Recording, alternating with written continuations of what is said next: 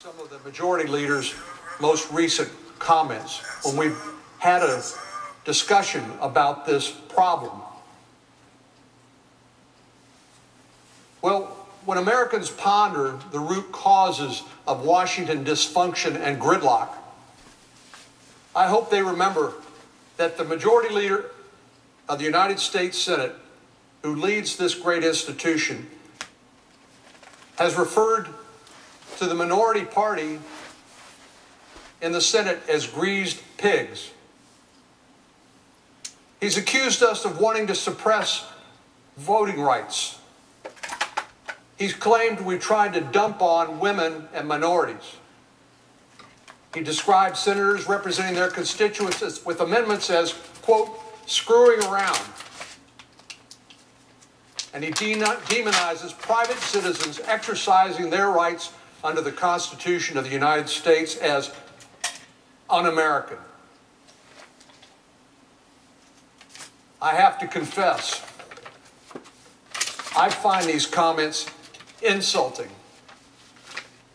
I find these comments disrespectful. And I find them embarrassing. Mr. President, how can we ever expect to reach compromises, which is the only way things happen here? Neither party can dictate on their own what the outcomes legislatively will be, so the only way we can do it is to try to find common ground and work together without sacrificing our principles, of course. But how are we ever going to solve some of the most complex legislative challenges that confront us, like tax reform? I mean, we have a bill on the floor now where we're being asked to extend 55 expiring temporary tax provisions. For how long? Well, through 2015. Is that a good way to do business? Well, no. What kind of uncertainty is there when we don't even know what the tax code's going to say for more than a year and a half? Well, and then there's entitlement reform. I mean, I've mentioned this before. We have these pages here who are serving here in the Senate. They're in high school. Someday, the $17 trillion that the federal government owes to our creditors is going to have to be paid back. Someday. And when that happens, I dare say that interest rates are not going to be at zero, which is what they are now, thanks to the Federal Reserve, because the Federal Reserve is trying to juice the economy, doing the best it can to get the economy back on track. Although we don't have a lot to show for it. The economy grew at 0.1% last quarter. How are we going to fix our broken immigration system if the majority leader is going to routinely slander members of this body and our constituents?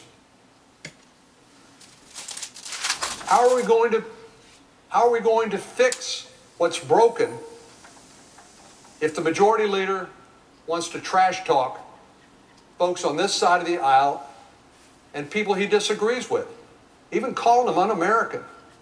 For what? For participating in the political process. Well, of course, he'd like to shut them up and make them sit down so he could do what he wants without any resistance or without anybody questioning his actions. Mr. President, recently down in Austin, President Obama and others gathered for a historic celebration. It was the 50th anniversary of the adoption of the Civil Rights Act.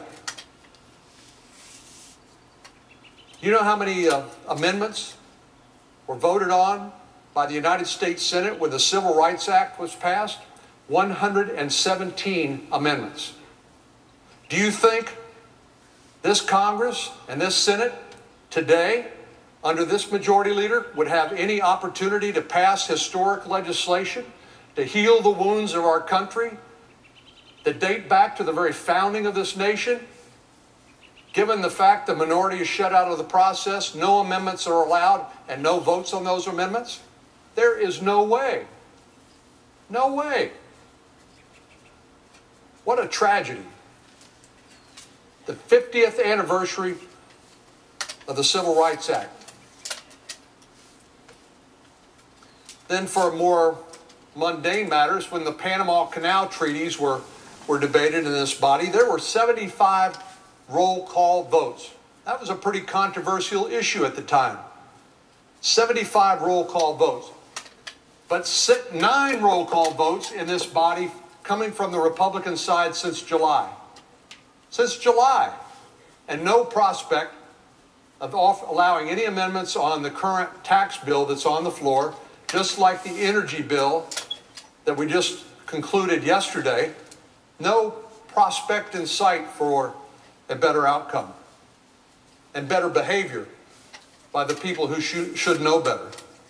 How can we expect to achieve comedy in this chamber when its most powerful member has done so much to poison the atmosphere? The Senate of 2014 is certainly not the Senate that our founding fathers envisioned, nor is it the Senate that my former colleague, Senator Chris Dodd, described in his 2010 farewell speech. Let me quote just a small portion. Senator Dodd reminded us that the Senate was designed to be different, not just for the sake of variety, but because the framers believed that the Senate could and should be the venue in which statesmen would lift America up to meet its unique challenges. Unfortunately, the Senate will never be able to play that unique role in American government and American history until the majority leader shows greater respect for the constituents we represent and for this institution. As I said, this debate is not about procedural niceties. It's not about the prerogatives of a senator because they think they're so important. When Republicans offer amendments to pending legislation, we're trying to give our constituents the voice that they are guaranteed by the Constitution of the United States of America. When the majority leader refuses to let us vote on amendments and refuses to let us have a real discussion about America's biggest challenges, he is effectively gagging millions of Americans who don't share his particular views. That's why the Senate has become so dysfunctional, because of the majority leader and his conduct.